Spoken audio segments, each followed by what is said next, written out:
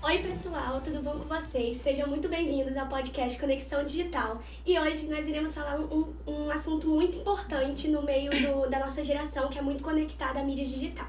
Mas antes, nós somos alunos do primeiro período da Faculdade de Direito de Cachoeira de Itapemirim.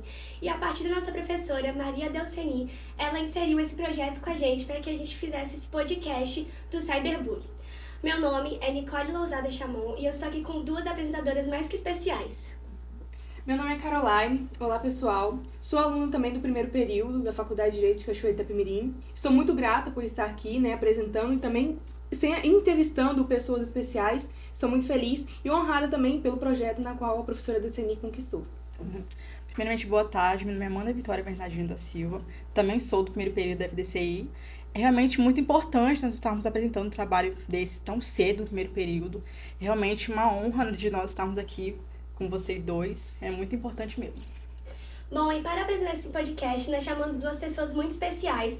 O doutor Tiziano Perim, advogado e professor de Direito Penal e Direito Processual Penal na FDCI, e com Isaías Correia Barbosa Júnior, advogado e professor de Legislação Penal Especial e Processo Penal. Agora vou passar a palavra para vocês.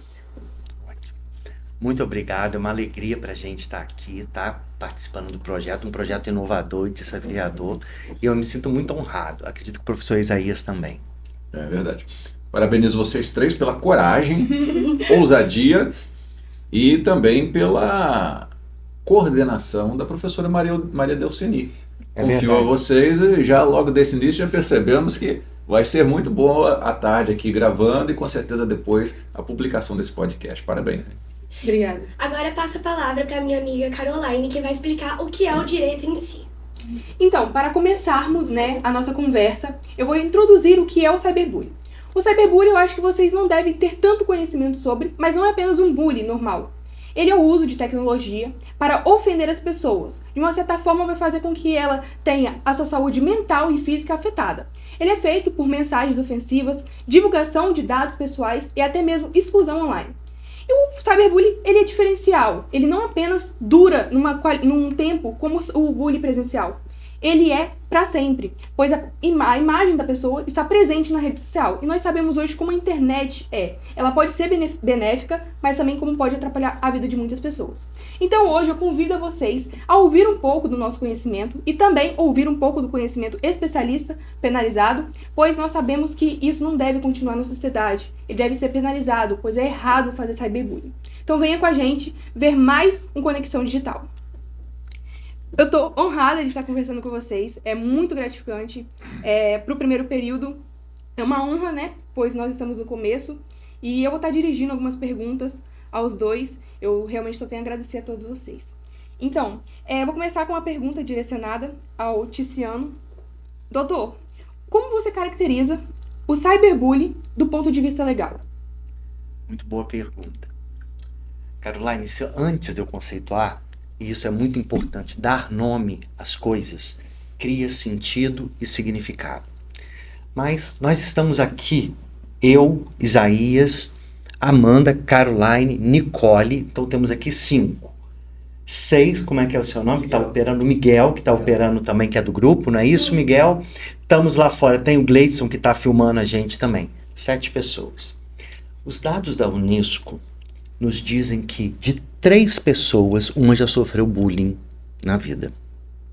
Se eu perguntar para vocês aqui, quem sofreu bullying, eu tenho certeza que essa proporção vai se confirmar em algumas medidas.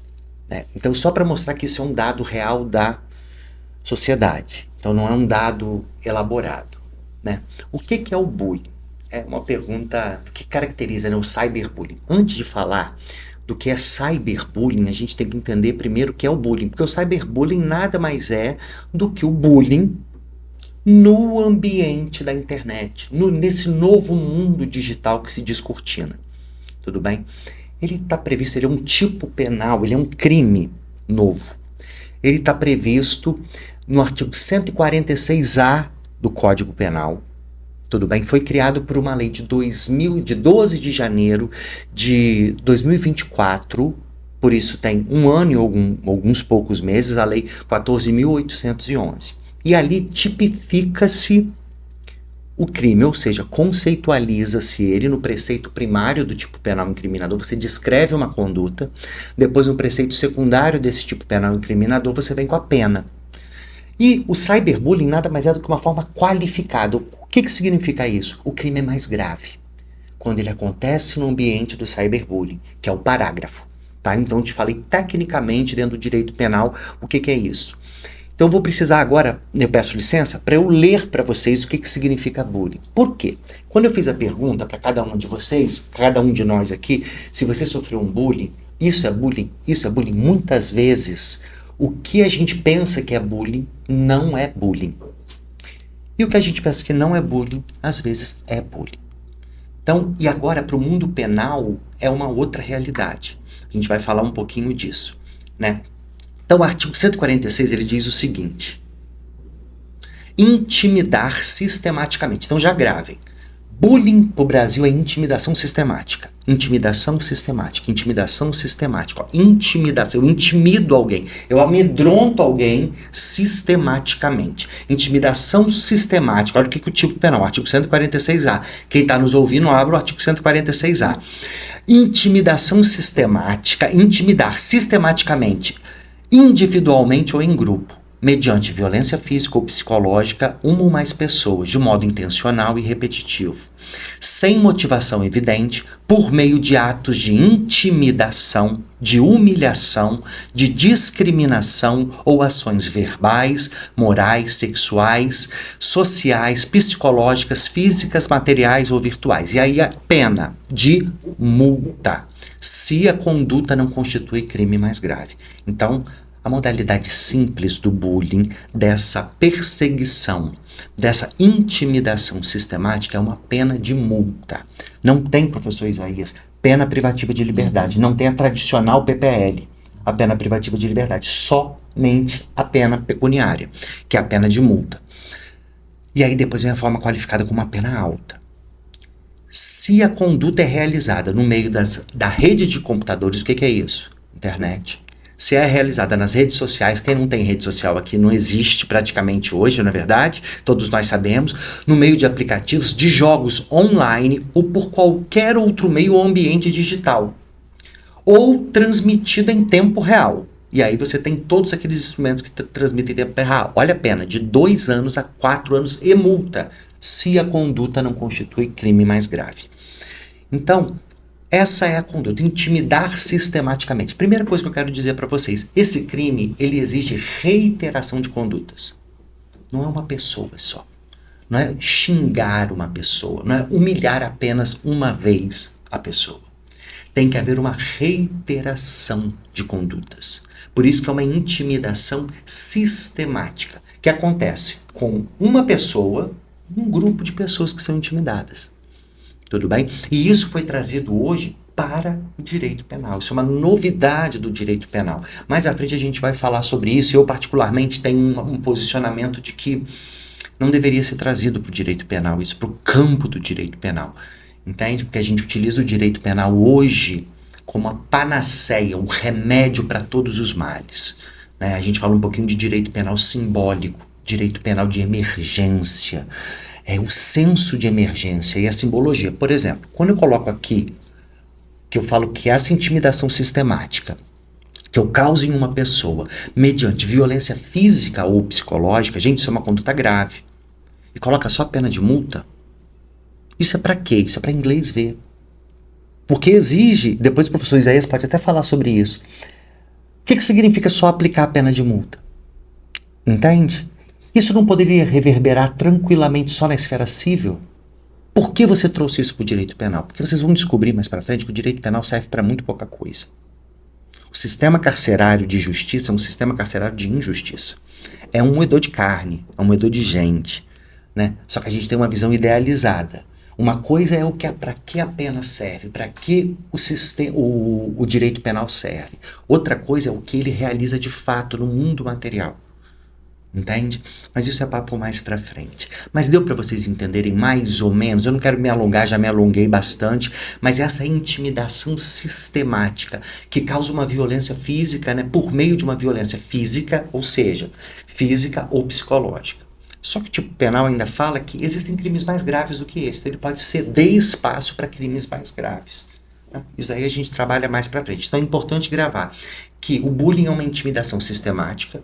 O cyberbullying nada mais é do que uma intimidação sistemática por meio de violência física ou psicológica a um grupo de pessoas ou a uma pessoa feito no ambiente virtual.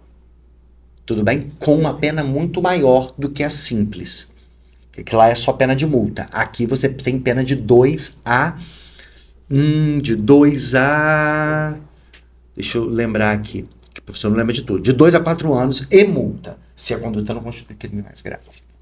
A segunda pergunta que eu faria complementaria com o que o senhor falou, que seria, considerando que o ordenamento jurídico brasileiro não possui um tipo penal específico para o cyberbullying, o uso de tipos penais tradicionais como injúria, difamação e também ameaça são suficientes para reprimir esse fenômeno? Ou há necessidade de criação de um novo sistema? Entendi. Eu meio que já respondi. Olha Sim. só. Então é importante dizer uma coisa. Até 2024 não existiu tipo penal específico. Não existiu tipo penal específico. Hoje já existe o tipo penal específico, que é o 146A do Código Penal, que é uma derivação do crime que a gente chama, que é um crime guarda-chuva, que é o crime chamado de constrangimento ilegal. Ele é um tipo guarda-chuva, por quê? Porque se não existisse uma série de outros crimes específicos, cairia-se nele. Se não existisse o estupro nada mais é do que um constrangimento ilegal sexual. Extorsão nada mais é do que um constrangimento ilegal com o fim de você extorquir patrimônio, obter vantagem indevida. Então, o tipo penal é mais ou menos esse. O bem jurídico que se protege aqui é esse. Então, o que acontece? É justamente a minha tese. Antes de 2024, não existia a tipificação do cyberbullying, como eu acabei de falar para vocês. Não estava previsto no Código Penal, no nosso cardápio criminal. Então você abriu o cardápio criminal, que é o Código Penal, e ali tem um monte, né, de tipos. E um deles não era esse. Mas o direito penal já resolvia esses casos. O direito penal já resolvia esses casos com o quê? Com crimes contra a honra. Por exemplo, injúria, humilhar, xingar, bater numa pessoa para humilhá-la, rasgar a roupa dessa pessoa, chamar essa pessoa com um apelido depreciativo, para acabar com a autoimagem dela, isso fere a honra subjetiva dela. O direito, o que ela pensa. O que é honra? Honra é um bem constitucional. Honra, como diz Vitor Eduardo Rios Gonçalves, é um conjunto de atribuições físicas, morais e intelectuais que você tem a respeito de você e que a sociedade tem a respeito de você, que deve ser protegido pelo direito penal. Entende o que eu quero dizer? Então, uma pessoa que sofria bullying nas escolas poderia ser vítima, hipoteticamente, de um crime desse. Poderia ser vítima do constrangimento legal. Um coleguinha, que não é um coleguinha, é um demônio, diga-se de passagem, ameaça e obriga ele a não passar pelaquele corredor ali, porque senão vai cobrir ele de porrada. Isso pode ser crime de quê? Ameaça, pode ser crime de constrangimento legal, 146, 147 do Código. Então o Código Penal já resolvia isso. Só que surge então o quê? Cria-se o cyberbullying e o bullying. Para quê? Para tentar atender as necessidades da sociedade. Entendem o que eu estou querendo dizer para vocês? Se vocês entenderem, isso é muito importante. Sabe quantos processos nós temos no Brasil com relação a bullying? Depois que a lei começou a vigir, a partir de 12 de janeiro, quantidade ínfima. 282 processos. 200 no Brasil inteiro, só 282 processos. Agora, tivemos atas notariais, mais de 4.000 atas notariais registradas, em casos de bullying, etc. Entendeu, professor? Mas é essa ideia que eu quero colocar aqui para vocês, só para vocês terem uma ideia. Então, assim, o direito penal, isso na minha concepção, tá? Já resolvia, não precisava desse tipo, desse tipo penal, criar esse tipo penal. Nós já teríamos. Tanto é que antes dessa lei, existe uma lei de 2015 que cuidava do bullying, meninas, somente no ambiente escolar. Quando eu ia dar palestra em escolas para bullying, a gente falava do ambiente escolar, dentro da escola. Você não pode praticar o bullying, porque o bullying é assim, o bullying acontece dessa forma, dessa forma, dessa forma, dessa forma. O cyberbullying acontece assim, assim, assim, assim. O procedimento da escola deve ser assim, assim, assim, assim, assim, assim, assim. Então a gente falava isso, mas não era no âmbito criminal. E aí agora se coloca isso dentro do direito penal criminal. Então você cria alguns entraves que a gente vai discutir mais à frente. Ainda na ideologia do penal, o uso extensivo de tipos penais tradicionais para enquadrar condutas de cyberbullying fere, em sua visão, o princípio da legalidade estrita, a risco de criminalização excessiva? A pergunta é boa, né? Então, deixa eu voltar à ideia que você falou. O uso extensivo de tipos penais tradicionais viola o princípio da legalidade. O direito penal ele é calcado pelo princípio da legalidade, da tipicidade cerrada. Não há crime sem lei anterior que o defina. O que quer dizer isso? Quer dizer que só existe crime por lei, por um processo específico, um processo constitucional, por um processo para elaboração de uma norma jurídica. Então não existe crimes por tradição, por jurisprudência, por costumes no Brasil. Então só se... Por quê? Porque é um limitador. O direito penal, ele não serve para toda a sociedade. O direito penal, ele é fragmentário e subsidiário. Porque se eu transformo tudo em direito penal, primeiro eu quebro o Estado, porque é a sanção mais gravosa e mais cara que o Estado tem. Manter uma pessoa presa e mover o sistema criminal de justiça. É caríssimo manter uma pessoa, mas manter todo o sistema. Segundo, porque eu retiro um dos bens mais necessários da sociedade. Mas o uso extensivo de tipos penais viola, sim, o princípio da legalidade. Só que nesse caso do bullying não violava. Ele era muito mais específico, porque se a pessoa sofria, por exemplo, injúria real, hoje, se hoje a pessoa, o seu desafeto, o coleguinha cuspia na sua cara para te humilhar, amanhã ele pegava e abaixava a sua calça para te humilhar, tudo isso é injúria real, depois ia puxava o seu cabelo, ou na hora do almoço, do lanche lá no outro dia, pegava e jogava um copo de refrigerante na sua cara, só aí teve 4 dias de injúria real. A pena seria muito maior do que a do cyberbullying, que é somente uma pena de multa. Entende o que eu estou querendo dizer para vocês? Sim. Então... Do bullying, né? Observação. Isso. Exatamente. Do bullying, Do cyber. Isso, do cyber é no ambiente virtual. E existe essa desproporcionalidade também, sim, professor. Porque uma é pena de multa e só por ser no ambiente virtual, claro, o ambiente virtual é muito grande. Mas imagina uma pessoa sendo humilhada num refeitório onde tem 100 alunos. Naquele momento. E ser humilhado na internet. Então, assim, uma com pena só de multa. O outro aqui de 2 a 5 anos mais multa. É uma cautela que o legislador colocou aqui embaixo, assim, mas é desproporcional a pena dos dois, do bullying e do cyberbullying? Flagrantemente. Então, o legislador no direito penal, quando ele cria o tipo penal, ele tem que descrever a conduta de forma objetiva. De forma que você não possa, como eu vou dizer para vocês, ter interpretações elásticas. Entende? Quando eles descrevem o bullying aqui, a nossa doutrina, os juristas desceram a lenha na redação. Que está mal, tecnicamente no direito penal, a redação ela é muito ruim. Por quê? Porque traz várias implicações que causam dúvida mesmo de como vai se aplicar, como vai se tipificar. Entende? Primeiro, porque é um tipo reserva, é um tipo subsidiário. O que significa isso? Ele cede espaço para infrações penais mais graves. Então, são questões que a jurisprudência vai ter que decidir. A doutrina, por enquanto, o que ela está fazendo? Variando, cada um está falando de um jeito. Nós não temos uniformidade no tratamento da doutrina aqui com relação a essas questões. Por quê? Porque o conceito de bullying, que está no Código Penal, é um conceito pedagógico, não é um conceito jurídico que foi passado. Entende? Então, realmente, eu acredito que do jeito que está posto, cabe adequações à luz do princípio da legalidade, no sentido de trazer mais precisão conceitual ao tipo penal incriminador. Agora, eu vou estar passando a palavra, para o professor Isaías. E como o senhor é professor, uma pergunta seria: como o senhor avalia a atuação do sistema socioeducativo diante de casos de cyberbullying cometidos por menores de idade, especialmente em relação à proporcionalidade das medidas aplicadas e à eficácia reeducativa?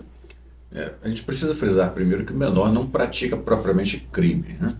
Ele pratica uma conduta análoga a crime. E a punição, vamos dizer assim, né?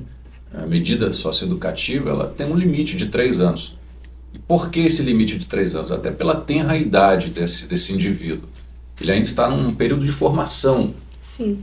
Intelectual, de conhecimentos, de conceitos de sociedade, de entendimento da vida. Então há uma necessidade de um cuidado maior com relação à pena. Existe uma discussão se ele deve ser julgado como maior, dependendo da situação, ou se a quantidade de tempo de medida socioeducativa deve ser alterada para maior. Existe uma série de discussões. Mas fato é que, vamos dizer assim, a persecução com relação a esse indivíduo tem que ter o seu cuidado voltado também para a capacidade intelectual daquele indivíduo.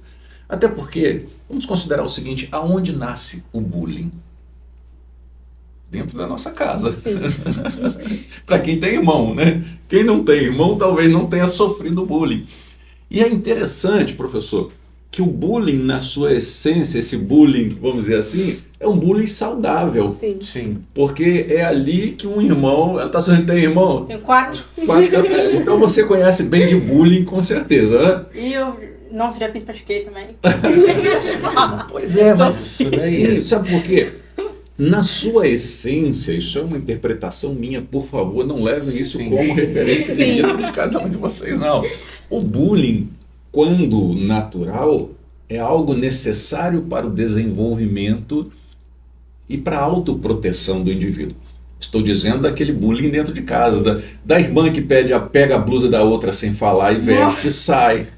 Do irmão que chega e dá um tapa na orelha do outro, dá um tapa na cabeça do outro e sai correndo. Do irmão que fala uma mentira pro pai ou pra mãe, foi ele que comeu a comida. Ele foi Não, eu era essa. ele joga a culpa em cima do outro. São pequenos delitos, vamos dizer assim, que não são punidos. Mas começa ali, com a brincadeira, que depois se resolve, normalmente, numa conversa, sentou, conversou. Mas em outras situações se agravam, como dentro da própria casa, às vezes aquilo se transforma num problema eterno entre os irmãos. Aí a coisa se torna negativa, também dentro da própria casa. Então é onde nasce o local de autodefesa, é também o local onde nasce o bullying. Pode ser que dali esteja alguém sendo preparado para ser o agressor no futuro. Ou ser aquele tolerante à agressão vinda de outra pessoa. Exatamente. Então esse cuidado nós temos que começar a ter dentro de casa. E é interessante que o Estatuto da Criança e do Adolescente, ele protege essa criança dentro da própria casa. É obrigação da família, obrigação do Estado, obrigação de todos o cuidado com essas crianças. Se nós atacamos aonde está nascendo o problema, nós indubitavelmente vamos evitar que isso venha para o judiciário, que isso seja judicializado no futuro, porque essa criança um dia vai se tornar adolescente e ela vai começar a responder por atos infracionais, né? Se ela praticar dessa forma. E eu acredito que uma grande parcela, eu não tenho os números, mas de vivência, uma grande parcela do bullying, quando não é aquele extremamente doloso, vamos colocar assim, não existe essa expressão, né, no direito penal, mas quando ele é extremamente doloso, com a intenção mesmo, um adulto que quer se aproveitar da inocência de uma pessoa, Intimidar. isso e praticar o cyberbullying, mas normalmente ele é praticado dentro dos nossos grupos de WhatsApp. Vocês são mais jovens aí, estão completos 18 anos, né? Acontece lá dentro de um grupo de amigos que fica com a provocação ou vai sair para festejar alguma coisa, daí a pouco um começa a mexer com o outro, começa a implicar com o outro, está acontecendo bullying. Volto a dizer, ainda nesse ambiente existe o bullying sadio, que pode até deixar a gente meio desconfortável, mas serve para a gente também aprender a se proteger. Mas quando parte para uma intenção dolosa, eu quero causar um mal na pessoa, eu quero intimidar, eu quero constranger, como diz o artigo 146 ali em seu texto original, aí a questão já muda. Mas é uma atenção que nós temos que ter especial com relação aos menores, as crianças, porque começa lá. Na questão já do cyberbullying, né? Hoje nós vemos os pais, 6 meses de idade, a criança está numa tela ali, a criança começa a chorar, o que o pai faz, a mãe faz? Tela. E a gente sabe, isso já está mais... Não precisa de ter estudos em cima disso para a gente entender que a tela prejudica o desenvolvimento intelectual da criança, porque ela liga a sua atenção ali e ela desconecta outros sensores que nós temos. A audição, por exemplo, é desconectada para ficar por conta da visão. Ela é alinhada ao que está se ouvindo ali. O pai e a mãe falam e a criança já não ouve mais. E ela cresce com esse costume. Chega um momento na vida que ela coloca um fone.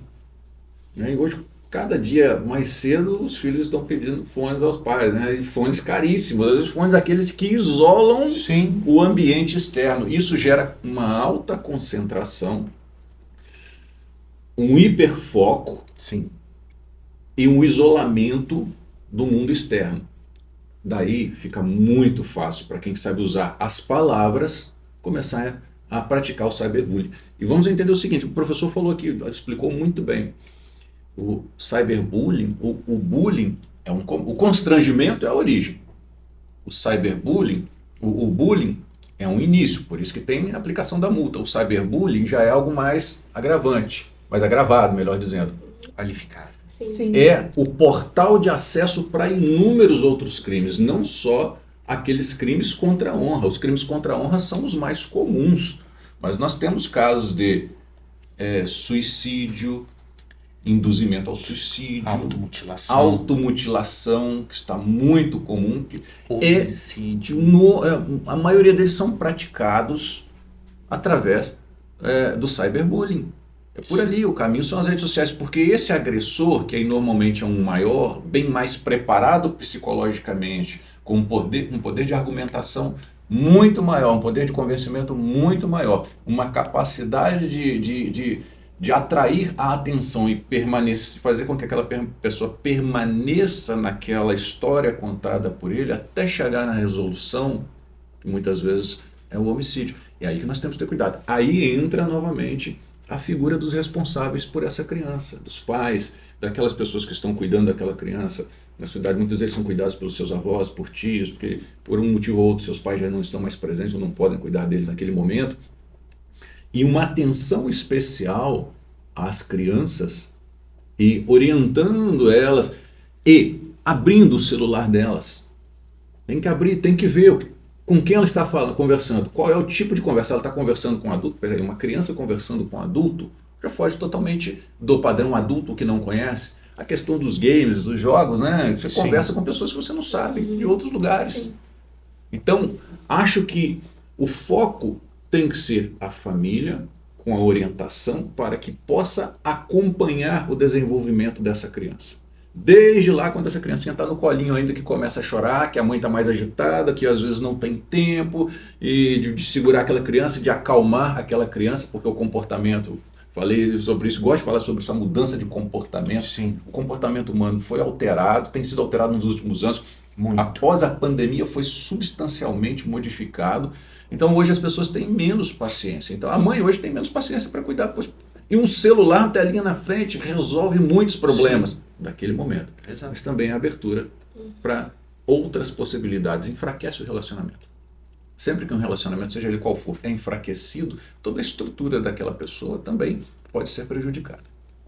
E nós sabemos também que depois disso aí vem a ansiedade, vem também o suicídio, né? Que tem diversas causalidades por conta da exposição realmente às redes sociais. Inúmeros resultados psicossociais Sim. que se transformam em físicos depois.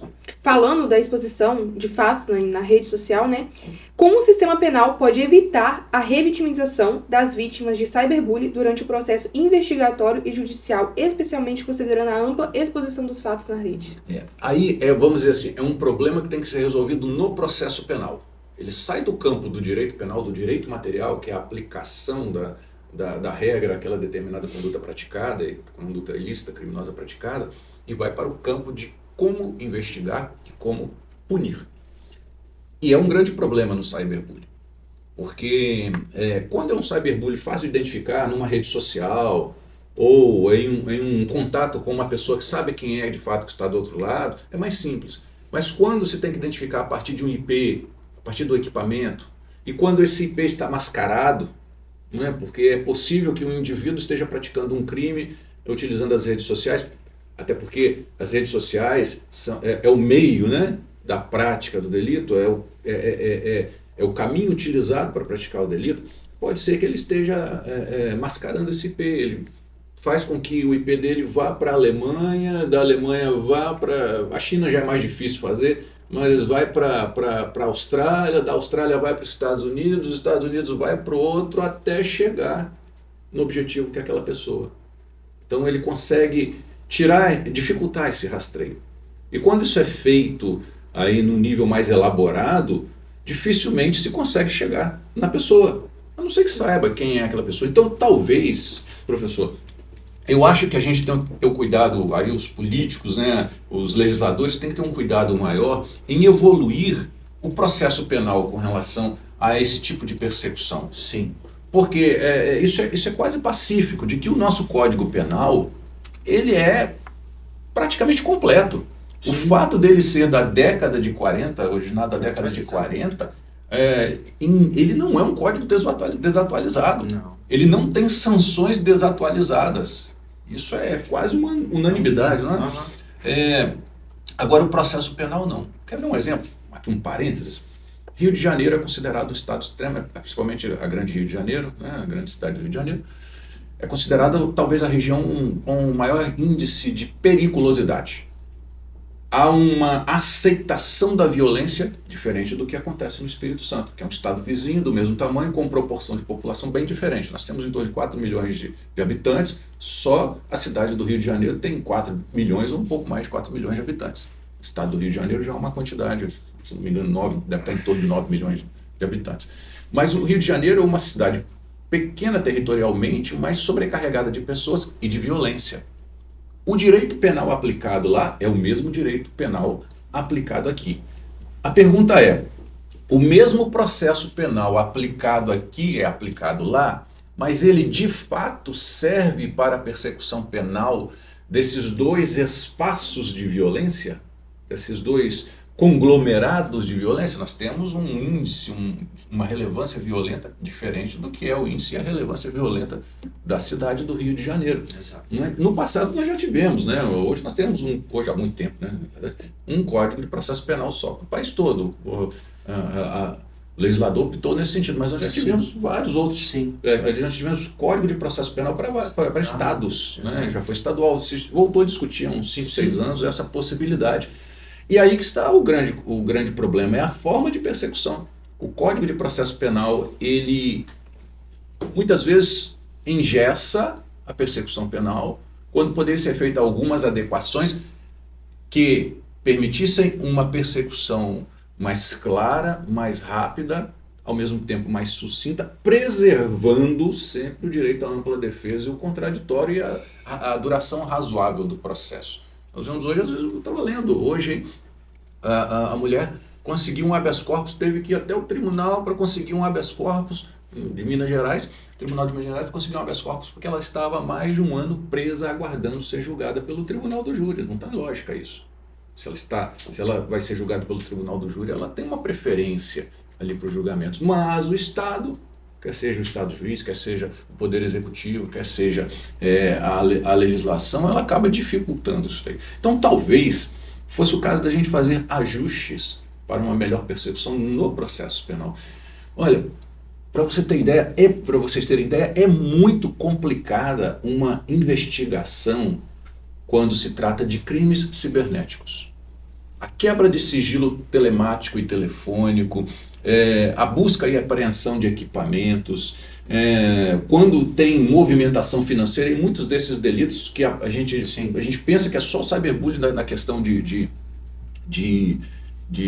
voltada para os crimes contra a honra, mas nós temos diversos casos de extorsão, que eles são em sua origem constrangimento, bullying, cyberbullying, e se transformam em muitas vezes uma transferência de valores altíssimos, que não deixa de ter as mesmas características, e a prática é a mesma. Mas como punir esses delitos se você não consegue chegar ao autor?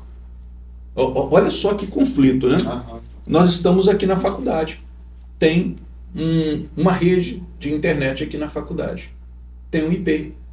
Quando nós logamos ali, nós temos acesso a essa rede. Se alguém cometer um crime aqui dentro, num ambiente desse daí, vai aparecer o IP da faculdade. Mas foi o diretor? De jeito nenhum, né, diretor? Não sei. Não sei porque quando vocês estudarem direito penal comigo, com Isaías e processo penal comigo, vocês vão saber de uma coisa, que todo mundo é passível de cometer um crime um dia, não é verdade? O homicida em potencial. Não é verdade? Sim. Pode ser doloso, culposo, pré-doloso. Pode, né? por aí vai. Ainda tem... Por isso que é bom fazer direito, ter um coleguinha que seja um penalista, porque a gente nunca conhece os dias de amanhã, senhoras e senhores. Verdade. E digo mais, eu já falo isso para os meus alunos, vou antecipar aqui para vocês. Por que cometer crimes fora da lei se é possível cometer dentro dela? Então, Existem as discordâncias, né? O que é o crime. Muito bom. Então, é um grande problema essa investigação, porque quem foi? Ah, não, tudo bem, era o professor Isaías que estava com o computador, com o celular dele ligado, o computador dele ligado, logado na hora. Mas era o professor Isaías que estava na frente do computador digitando uma mensagem para aquela pessoa praticando o crime de cyberbullying ou um outro delito através das redes sociais. Né? Era alguém invadindo o meu computador ou o meu celular, utilizando um artefato, um vírus, né? um trojan, um aplicativo malicioso, um hacker que invadiu, ele que está tendo o controle do meu computador. Então, e muitas vezes isso passa imperceptível. Com certeza. Tem aplicativos maliciosos, maldosos, que a gente não consegue encontrar ali no computador passando antivírus. Você pode formatar que você não consegue apagar ele. De tão poderoso que ele é. Aliás, existe um sistema israelense que tem sido uma dor de cabeça em algumas empresas de telefonia, de equipamentos eletrônicos. Ele é ligado, é uma maletinha desse tamanhozinho assim. Ele é ligado, ele consegue acessar praticamente todos os celulares. Ele entra como um fantasma, ele movimenta tudo aqui dentro e sai sem aparentemente deixar rastro. Ele deixa algum rastro, mas é quase impossível identificar que ele teve acesso, porque ele vai, entra e sai. E não foi colocado nenhum aplicativo malicioso aqui. Ele só tem 2 aparelhos telefônicos que ele não consegue fazer isso daí. Até nesses equipamentos da Apple ele consegue fazer esse tipo de intromissão. Está ligado ao cyber. Essa é a capacidade.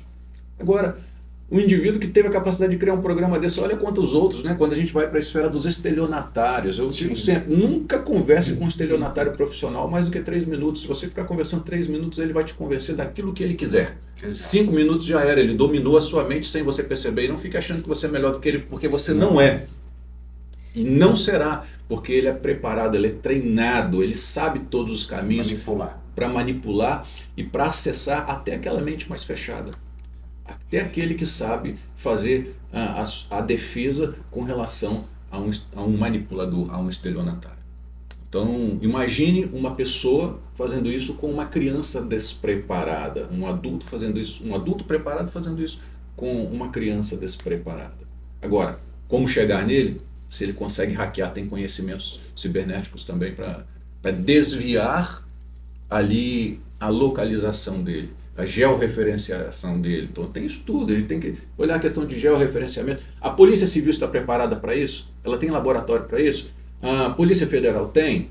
O Ministério Público tem laboratório para isso? Além de laboratórios, pessoas também disponíveis para isso?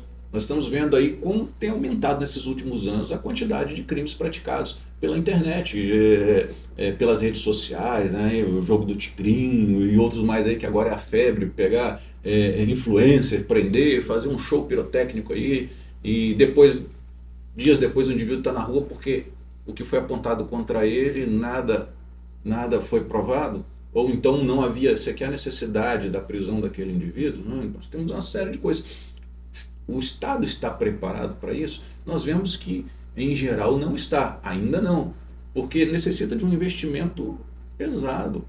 O Tribunal de Justiça do Estado do Espírito Santo, agora que conseguiu a liberação de uma verba para informatizar o sistema e aplicar definitivamente o processo judicial eletrônico. para colocar nas comarcas monitores, computadores, com os periféricos adequados para poder fazer uma audiência remota. Nós temos toda essa dificuldade. Imagine uma polícia civil que já vem defasada há muito tempo, tem que fazer uma investigação. E a maioria desses delitos, como são praticados no território nacional, né, vai ser através da investigação através da Polícia Civil. Em alguns casos, pela Polícia Federal, mas no geral, a Polícia Civil. Um exemplo que eu tava até com a sua fala, eu tava lembrando de uma novela que passou em 2023 na Globo. A menina, ela tinha um sonho, adolescente, de ser modelo. E ela, pela internet, ela teve uma visualidade com uma pessoa. Ela pensou que poderia ser uma produtora de modelos. Sim. E ela, por chamada, ela conversava com uma pessoa anônima, na qual ela não sabia quem era. E ele começou a pedir fotos a ela. E ela, pensando que ela poderia ser modelo um dia, ela foi mandando.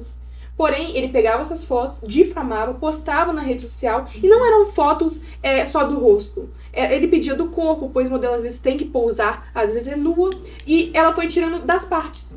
Sim. Porém, chegou um tempo que ele não queria apenas as fotos, ele queria cometer o ato de estupro, igual o senhor falou no começo.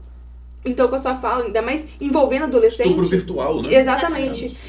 Quando o senhor falou sobre a pessoa ser anônima, isso no começo eu até disse que a dificuldade para combater o cyberbullying é por não saber quem é a pessoa por trás. Exato.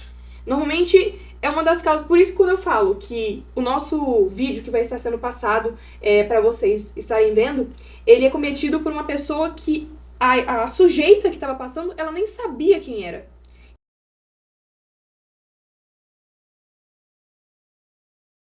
Você foi foto que ela postou? Amiga, você viu essa Eu vi agora. Eu não postaria isso em grama. Eu vou comentar. Muito feio. Parece Michael Jackson com copo. Ai, não. Coitada, gente. Ai, que eu ótimo. Olha aqui, me amo. Com não tem coração. amiga pra avisar, gente.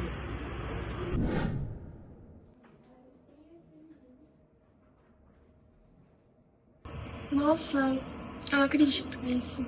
Nunca imaginei que elas fariam isso. Então eu não tinha como ir procurar, pois como que a justiça poderia saber? Claro que sim, deve sim procurar, né, a justiça, mas quando o senhor falou, eu logo lembrei da novela que falava como é difícil você ter acesso à pessoa. Lembrei dessa novela também, e foi a que passa na minha cabeça, porque esse criminoso já estava sendo procurado há muito tempo. Entendi. E por outras meninas que sofreram, e pra solucionar o caso, ela foi pegando as meninas que sofreram esse bullying, esse estupro virtual, e foi pegando as provas até chegar no cara. Então, São vários fatos criminosos que acontecem aí, mas não é cyberbullying. Sim. Nesse caso específico, só estamos utilizando aí a internet, Sim. né, como meio, e isso evidencia essas dificuldades que Exatamente. se tem. Né, e até se levanta uma questão aí, por exemplo, desses algoritmos de moderação. Né? Como é que fica essa questão dos algoritmos de moderação? Mas antes disso, só falar um ponto que eu acho interessante aqui, é a questão da revitimização dessas vítimas do processo. Né? Existe a revitimização primária e a revitimização secundária dentro da criminologia. A revitimização primária é quando ela é vítima do agente, que a gente não sabe geralmente quem é que está praticando esse cyberbullying, por todas as questões que o Isaías acabou de levantar aqui, que vocês também colocaram. A dificuldade de identificar o agente, o sujeito ativo que pratica o cyberbullying. Às vezes você consegue identificar. Outra coisa, e existe a revitimização secundária, que é o quê? Quando se instaura o processo penal, porque isso é uma ação pública que depende da vítima representar. Então a vítima vai ter que fazer o quê? Eu vou apresentar uma representação aqui, para quê? Para o Ministério Público tocar isso. Não é isso, professor Isaías? Eu estou explicando de uma forma simples, tá? Mas vocês vão ter aula de processo penal, de ação penal, de tudo. Mas é mais ou menos isso que acontece. E por que eu estou dizendo isso? Porque ela vai ter que agora reviver tudo isso. Interrogatório, produção de provas. Então, isso é a revitimização. Então, como isso tem que ser feito? Né? Como se observa isso? Tem que ser feito com humanização. Né? Hoje, a gente se fala dessa verificação humanizada, principalmente de mulheres, também vítimas de violência doméstica, dentro do contexto da Lei Maria da Penha, de ambientes. Então, toda a questão da revitimização, a revitimização secundária hoje tem sido uma preocupação do Poder Executivo, do Poder Judiciário e também do Poder Legislativo. Com relação a isso, também se aplica sobretudo ao bullying. Só que a gente está falando aqui que as vítimas potenciais são crianças e adolescentes, mas o bullying, o cyberbullying hoje está no Código Penal. Isso significa que eu posso sofrer bullying. Sim. Eu hoje posso sofrer bullying. O Isaías pode sofrer bullying. Então, o bullying ele está hoje ampliado. Ele não está mais restrito a um ambiente escolar. Não tem idade, né? Exatamente. Antes você tinha. Agora que está aqui no Código Penal, quem é a vítima? A vítima do bullying é qualquer pessoa. O que precisa caracterizar o bullying, e aí a psicologia e a psiquiatria nos dizem, é que tem que haver uma relação de poder, porque o outro tem que tentar intimidar o outro aqui embaixo. Tudo bem? Sim. Então é essa ideia. É importante dizer que atos de brincadeiras esparsas não são bullying. Bullying tem que ser reiterado, sistematicamente, com intenção de domínio. Tudo bem? Por meio de violência psicológica, física. É o bullying, existe o bullying propriamente dito, que é aquele casual. Que não é esse do Código que Penal. não é o do Código Penal. E existe esse verificado aqui. Só complementando aqui, até para a questão tecnológica, é um processo, se ele não tramita em segredo de justiça, Sim. qualquer pessoa pode chegar lá e baixar esse processo. Qualquer pessoa que eu digo é uma pessoa que tem um token, uma assinatura digital e possa acessar de fato. Um advogado, por exemplo, ele Sim. pode acessar e depois esse processo se espalhar por aí, ou de alguma forma ser espalhado esse processo por aí. Sim. Antes, talvez fosse mais complicado, que tinha até que se locomover até o cartório para pegar o processo, se fazer identificar, carga. os autos físicos e olhar ali. Agora não. Vai ficar registrado o nome lá, claro, mas isso vai facilitar também. Imagino que possa Sim. ser também um dos fatores que cause a revitimização também. Quando é Exato. utilizado depois o que a pessoa denunciou como algo até contra ela. Exato. Olha ali, agora tá indo para lá chorar lá no judiciário, tá indo reclamar no judiciário, mas na hora, não sei o quê. Então, existe essa possibilidade também. Nós temos que ficar atentos. Quando está em segredo de justiça, isso é mais complicado, mais Exato. difícil de acontecer. Mas, em regra, o processo é público. Né? Quando é público, pode vir a ter esse problema também. Quando extrapola, professor, o que a gente chama dentro da criminologia de revitimização terciária, que aí vai para o povo. Sim. Né? E aí o juízo do povo sobre aquelas pessoas diante daqueles fatos, que é pior. Bom, nesse próximo bloco de perguntas, a gente vai entrar muito em liberdade de expressão e repressão penal. Porque muita gente pensa que uma liberdade de expressão que a gente pode falar qualquer coisa, a gente pode pensar qualquer coisa, mas a gente tem que lembrar que não pode interferir o direito do outro. Então, essa pergunta eu faço para você, doutor Tiziano, como deve ser equilibrado o direito à liberdade de expressão e à repressão penal ao cyberbullying, especialmente nos casos em que há discurso politicamente polarizados ou sátiras? Eu acho isso tudo uma bobagem. Uma grande bobagem. Mentira. Como, né, a ideia que você colocou, como equilibrar a liberdade de expressão que nós temos com a repressão e combate ao bullying. Gente, olha só, desde que o mundo é mundo, e existem vários trabalhos sérios sobre isso. Por exemplo, eu vou citar aqui um do professor Daniel Sarmento. É um grande pesquisador sobre a liberdade de expressão. E ele tem feito direito comparado, ou seja, nos Estados Unidos, na Alemanha, na Ásia, na África, no Brasil, na América Latina, em vários países, vários continentes, no globo todo. Como se o Poder Judiciário lidar com a liberdade de expressão e os limites. É simples. O direito de um começa quando o outro acaba. Isso é muito, eu estou falando de uma forma leiga, mas eu poderia falar de uma forma técnica. Nenhum direito é absoluto. Por que ele não é absoluto? Porque ele encontra limite no outro direito.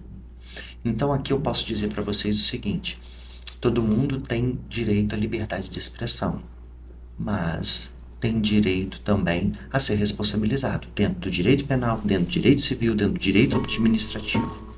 Então tudo que a gente fala, tudo que a gente faz, sobretudo nas redes sociais, tem impactos enormes. Na rede social todo mundo é valentão. na rede social, porque não tem um embate físico, todo mundo se dá o direito de fazer e pode se travestir de uma outra pessoa, pode estar encoberto pelo anonimato, e ali surge 1001 possibilidades. Então, a liberdade de expressão, ela não pode ser escudo para violência psicológica, ela não pode ser escudo para a prática do cyberbullying, ela não pode ser escudo para calúnia, para difamação, para injúria, para nenhum tipo. Então, você tem liberdade de expressão até que essa expressão não seja crime, até que isso não cause uma indenização, né, e uma obrigação de não fazer, porque você pode ser proibido, inclusive, de acessar redes sociais, entendeu? Agora, é importante discutir qual é a responsabilidade das big techs, as grandes plataformas, do Instagram, do Facebook, porque é nelas que estão, não é em outro lugar que vai. A gente sabe o nome de todas, TikTok, mas qual? O próprio Google também, né? YouTube, Encontrar ali. Google, são plataformas. Como é feito isso? Esse algoritmo moderador, né? Acontece, mas só ele basta? O volume é muito grande? E aí, como é que fica essas questões? São coisas ainda que nós estamos nesse limiar, a gente está vivendo tudo isso agora, o direito está tentando se adequar de uma forma. A gente costuma dizer, a gente tem um dito no direito, que o direito legisla sempre o passado. Os fatos que acontecem, depois eles viram a norma. Só que agora a gente está meio que tentando antecipar algumas novidades, né? Por causa justamente desse novo mundo que se descortina, que já está descortinado, né, para a gente dentro do direito, que é um grande campo de trabalho, de possibilidades, inclusive para vocês que estão começando no direito agora. Toda leitura que vocês vão ter a partir de agora é de um direito digital, é de um direito que está voltado para a internet das coisas, entende? O marco regulatório da internet, isso é muito importante. Bom, continuando nessa área de liberdade de expressão e repressão penal, influenciadores digitais com grande poder de mobilização de seguidores podem ser penalmente responsabilizados por incitarem, direta ou indiretamente, prática de cyberbullying. Qual o limite da responsabilidade penal nesse caso? Olha, quando a gente fala de responsabilidade penal, a gente fala de analisar a conduta específica daquele influenciador. Então a gente não pode responder de uma forma genérica. Eu posso dizer que, se ele sabe que uma pessoa está praticando cyberbullying, induz essa pessoa a intimidar sistematicamente alguém por meio virtual, ele responde tecnicamente, como nós chamamos no direito penal, de partícipe, porque ele está induzindo, instigando ou auxiliando alguém a praticar o crime. Tudo bem? Ou ele dá um auxílio material, pode deixar que eu te defendo. Ou ele induz, por que você não faz bullying pela internet contra ele? Entende o que eu estou querendo dizer? Então, essa ideia não caracteriza. E mais, tem que ser o grupo de pessoas determinados, tá bom? Então, um influenciador vai ter que... a conduta tem que ser descrita, tem que ser trazido um caso concreto para você analisar o que ele está fazendo e aonde isso vai se conectar. Porque existem outros crimes, por exemplo, incitação a crime, né? Tem formação de quadrilha, tem... formação de quadrilha não, é associação criminosa, que a gente era da época de... enfim. E vários outros crimes específicos, mas a responsabilidade tem que ser apurada especificamente. E no espaço virtual é muito difícil você conseguir isso, tá bom? Mas temos mecanismos hoje de persecução penal dentro do processo penal para alcançar. Mas pode, se houver dolo, se houver vontade de colaborar, de concorrer para o 146, parágrafo único, que é o cyberbullying. Se ele induz, instiga ou auxilia, se o influenciador induz, o que é induzir? É dar ideia à pessoa. Instigar é dar uma força. A pessoa já quer praticar o cyberbullying e ele vai lá e induz ele. E instiga, mas tem que ser a pessoa determinada. Não é uma instigação genérica para todo mundo. Entendeu? Tem que ser para aquela pessoa que está praticando. Aí sim, no caso, ele pode ser responsabilizado. Sim, pergunta muito boa. Sim. Bom, agora vamos para os direitos da vítima. Doutor Isaías, quais são os direitos das vítimas de cyberbullying? Bom, nós temos as questões na esfera criminal, já foi muito bem apresentado aqui pelo professor Tiziano. Temos aí as questões na esfera civil, onde ele pode buscar uma reparação, uma indenização. E tem uma coisa que é chamada de direito ao esquecimento, que parece que está sendo esquecido, né? Que é o direito que ele tem de recorrer às plataformas e solicitar a retirada daquele conteúdo. Ele pode fazer isso diretamente. Existe lá, a gente não lê aqueles contratos, eu digo a gente porque eu não leio também, aqueles contratos quando a gente clica ali para baixar o Google, você li e concorda com os termos desse contrato. São inúmeros, Facebook, Instagram, os da Meta e outros mais, qualquer aplicativo, né? Telegram, Signal, baixou ali, você clica, a gente clica e não sabe. E professor, totalmente justificável, porque você quer uma reação e você quer atualizar um negócio ali naquele momento. Você vai ficar parando para ler 20 minutos um contrato? Sim. E a de adesão também. Exato. Isso não pode alterar nada. Exato. Sim. Ou você Cláusula clica aqui leonina, ou você nem continua. E como eu quero, porque está todo mundo ali, eu vou clicar. Agora eu não quero mais, mas eu vou sair. Não, você vai continuar aceitando, inclusive absorção de informações do seu equipamento. Agora, isso tem que ser de forma rápida. Por isso que já existem esses mecanismos, esses instrumentos, nessa própria contratação, nessa própria aceitação, para fazer isso administrativamente. Mas, quando não é possível dessa forma, existe o caminho judicial, que é mais lento. Mas é interessante que agora o Supremo Tribunal Federal está julgando, está analisando e provavelmente vai seguir nesse caminho que a gente já está aqui falando, de responsabilização das redes sociais, das Big Techs, em casos de crimes. Até onde o algoritmo pode controlar? É a obrigação de quem? A minha que sou vítima de não ver? Não, eu não quero ver uma ofensa contra mim, eu vou fazer igual a gente falava antigamente, desliga a televisão, se não quer assistir uma coisa, determinado canal, desliga a televisão. Só que as redes sociais se tornou algo permanente na vida da gente. Quem não está, já foi dito aqui, né, professor, quem não está no Instagram, quem não está no Facebook, não sei, acho que não estão no Facebook mais não, né? Mas se não está no WhatsApp, você não está no mundo. Exato. Se vende, a gente que trabalha também nessa área jurídica, vendendo, vamos dizer assim, pela internet, e quando você vai para outras áreas, é muito forte a premissa de que o dinheiro está na internet. Exato. Então hoje, um adolescente de 12, 13 anos de idade, ele consegue um faturamento considerável na internet. Então ele precisa, é um instrumento que é usado muito cedo. Você não precisa hoje para a televisão pagar milhões, sendo que na internet, de propaganda, sendo que na internet, com um baixo valor, você consegue apresentar a sua marca. Então, há uma necessidade de que essas próprias empresas que têm um mecanismo extremamente poderoso de controle de informações, também de uma forma rápida solucionar os problemas. Eles têm inteligência artificial que eles soltam para a gente uma parte dela. Eles estão lá com a nata da inteligência artificial. Os algoritmos passam por isso tudo, controlam tudo ali. É fácil saber se o que está passando pela rede é algo pernicioso. Se vocês repararem no Instagram de vocês, a quantidade de, vou usar essa expressão, besteirol que passou a surgir de uns meses para cá, quando houve um relaxamento proposital das Big Techs com relação à informação, uma modificação no algoritmo. Essa questão de vídeos de inteligência artificial, isso está um absurdo. Simulações, eles pegam questões religiosas ali, fazem a montagem de vídeos deturpando a realidade religiosa. Tem questões relacionadas, tem uma propaganda que é assim, o senhor é advogado? Sou advogado, eu gosto muito, é uma profissão muito saudável. Aí já um senhor lá que aparentemente tem uns 90, 95 anos de idade, diz, qual a sua idade? Eu tenho 26 anos. Uma crítica, uma zoação desnecessária, é engraçado. Mas isso é só uma preparação para outras coisas mais graves, porque, como diz o ditado popular, brincando, brincando, a gente vai dizendo muitas verdades.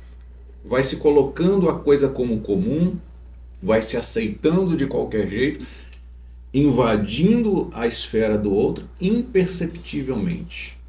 Quando se percebe, já foi tomado de assalto. E aí fica muito mais difícil controlar. Mas existe mecanismo, é possível. Essas empresas têm todas as condições. Eu entendo que são elas que têm que fazer esse filtro. Obviamente não tolhindo a liberdade de expressão, que foi uma observação da ministra do Supremo Tribunal Federal, quando ela votou, agora, estou dizendo isso dessa semana, tá, gente? Carmen Lúcia votou favoravelmente a responsabilização das Big Techs, tendo o cuidado de não tolir a liberdade de expressão. Então nós temos um Estado democrático de direito, nós temos que ter esse cuidado. Bom, quando o cyberbullying é motivado por preconceito racial, religioso ou de orientação sexual, o senhor entende que pode haver incidência das qualificadoras dos crimes de ódio? Ou seria necessária uma previsão legal mais explícita? Olha, eu sou do pensamento de que a gente já está punindo demais. Estamos estabelecendo delitos demais e criando situações que não seriam necessárias. O Código Penal, volto a dizer, eu sou do pensamento que o Código Penal já abarca todas as situações. O que vai acabar acontecendo? Daqui a pouco vai para a cadeia um monte de gente que não era para estar lá, se misturando com criminosos perigosos, se transformando em criminosos, porque ele tem que se adequar ao que está acontecendo dentro do sistema. Lá é o lugar onde o filho chora e a mãe não vê. Tá? Então acaba, daqui a pouco o indivíduo... Tá sendo bom, hein? Daqui a pouco, elas prepararam umas perguntas, eu quero fazer essa observação extremamente complexa e de alto nível. Exatamente. Parabéns, menino. Sim, eu quando peguei para ler, falei assim, eu não sei responder 3 perguntas. Falei assim, é de marcar X? Tem uma questão bônus aqui. Não é? Porque, parabéns. Sim, parabéns. Obrigada. Muito bem formulados. Exatamente. E que são temas que a gente precisa enfrentar. Essa questão de... Eu concordo que alguns grupos têm que ter uma proteção especial, mas isso não pode se perpetuar e não pode servir como uma punição extrema para outros, em detrimento de outros. O direito penal não é para isso. O direito penal é para o último estágio. E não somos abolicionistas. Né? O que é o abolicionista? É aquele que acha que não deve punir nada. Não. Tem que punir o que deve ser punido. Tem diversas situações, isso a prática está mostrando. Exatamente. O uso de tornozeleiras para o indivíduo que está condenado no regime semiaberto, para ele não precisar ir para a prisão. Isso é uma solução excelente, simples, barata, funcional, de fácil aplicabilidade e que tem sido cumprida pela grande maioria desses indivíduos. Talvez se ele estivesse no sistema semiaberto, ele não cumpriria corretamente. Exatamente. Então, assim, eu penso que a gente tem que ter muito cuidado com essa questão. Podemos avançar? Podemos avançar, mas temos que ter muito cuidado de querer penalizar demais. Nós precisamos, gente, compreendam isso, vocês são mais jovens principalmente, nós precisamos de mais educação de qualidade.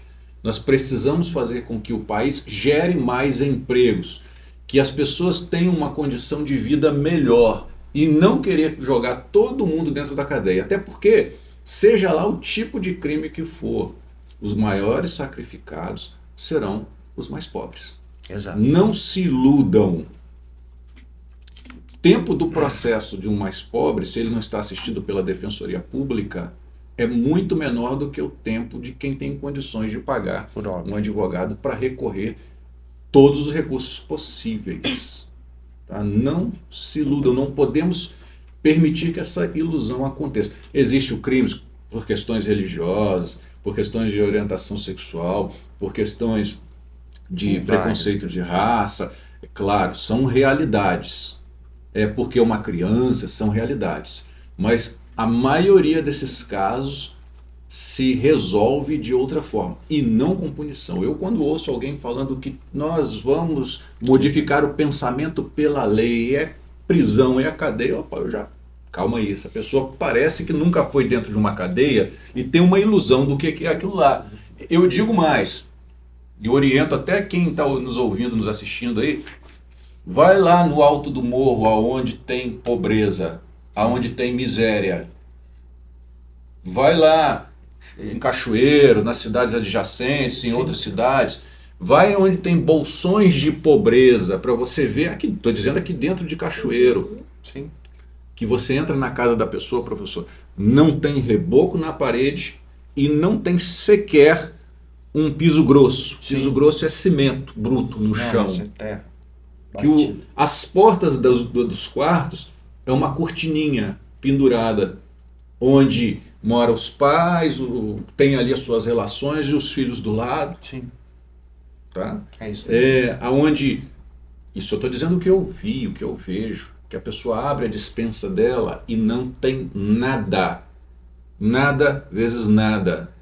A geladeira é amarrada com aquela ali que a gente chamava de boia, né? Sim. De pneu de carro, para encher pneu de carro, com cordinha, porque não tem dinheiro para trocar a borracha da geladeira. A pessoa às vezes vai para a penitenciária, vai se alimentar melhor do que ela dentro de casa. Eles saem de lá mais gordinhos, o pessoal está criticando porque vai para lá comer bem. Gente, esse sujeito não come bem dentro de casa todos os dias, é diferente da nossa realidade, ou da maioria de nós. Tá? Que não tem dinheiro para sair de um bairro, por exemplo, mora lá no aeroporto, que ele precisa ir lá no Coronel Borges, ele vai a pé, porque ele não tem dinheiro para pagar uma passagem. E volta a pé também. Ah, professor, isso é ilusão. Não, isso é verdade. É só você começar a conversar com as pessoas, só você começar a entender as pessoas. Então, esse aspecto extremamente punitivista, que não é só o brasileiro, isso é uma onda mundial, isso é muito perigoso. Sob pena de chegarmos num momento e entender que nada disso que foi feito foi bom. E investir em educação é muito mais barato do que investir em punição. O preço de um processo, já foi falado aqui, é muito alto. O preço do cumprimento de uma ação penal lá por um fato criminoso é mais muito custoso ainda. Mais. Se fala hoje em R$1.500, R$2.000, para mim isso é uma enganação.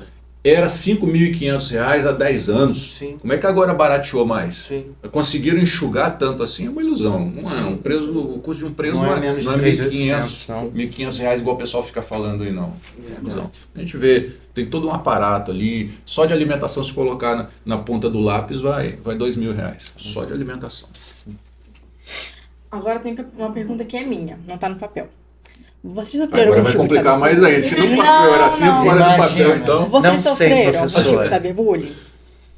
Se eu sofri cyberbullying? Você sofreu algum tipo de cyberbullying? Não, eu não sou dessa... não sou, definitivamente nunca sofri cyberbullying. Cyberbullying não, bullying já. Bullying sim. Cyberbullying, mas bullying já. E o senhor, Isaías, nunca sofreu cyberbullying, não? Cyberbullying não. O que acontece com os mais velhos, com os mais experientes? Talvez não é nem o cyberbullying. O que tem acontecido... Hein? Pessoalmente, é o bullying... Sim. O que tem acontecido na esfera do cyber?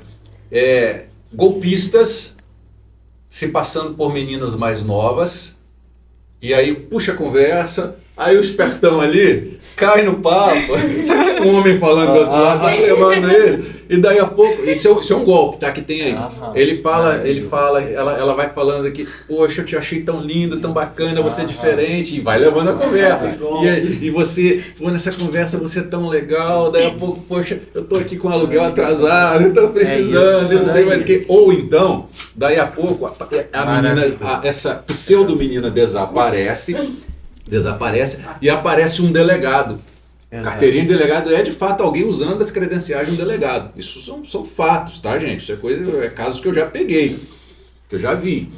E aí ele fala, não, eu sou delegado da cidade tal, e a pessoa que você estava conversando, ela acabou sofrendo muita pressão da família, porque ela estava conversando com você, que era uma pessoa de mais idade, ela estava apaixonada por você e ela praticou suicídio. Ou então é assim, ela tentou se matar e está no hospital, e a conta do hospital está muito alta.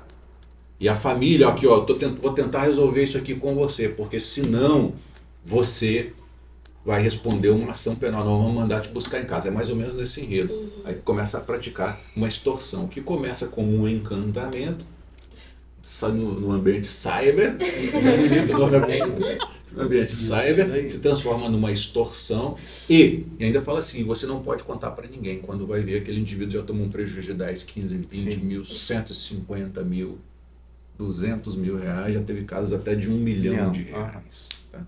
Tudo por conta disso, tudo praticado nesse ambiente. Uma pessoa vivida. Imagine alguém em tenra idade. Um processo por isso.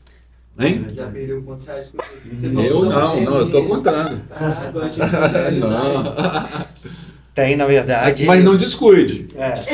Não descuide. Verdade, tem. Isso é muito comum, né? O que a gente chama de estelionato mediante fraude eletrônica.